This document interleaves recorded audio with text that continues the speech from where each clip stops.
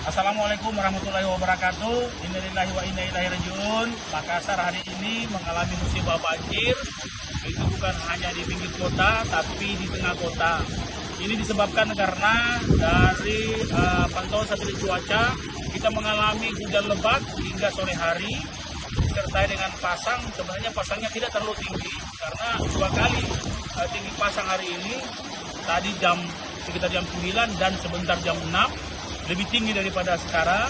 Nah, kami bersama Pak Lurah dan Infokom serta PMK dan seluruh SKBD Kota Makassar hari ini turun ke lapangan untuk memastikan masyarakat dalam keadaan selamat, terutama dalam soal listrik.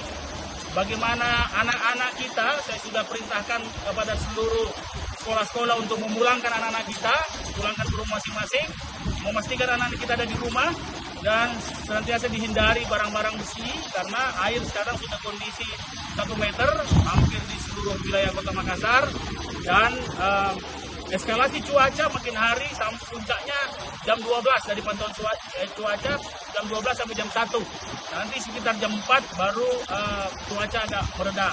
Sehingga kepada seluruh masyarakat Makassar, pertama selamatkan diri kita semua, selamatkan anak-anak kita, keluarga kita, pastikan ada di rumah, dan sekali lagi jangan menghindari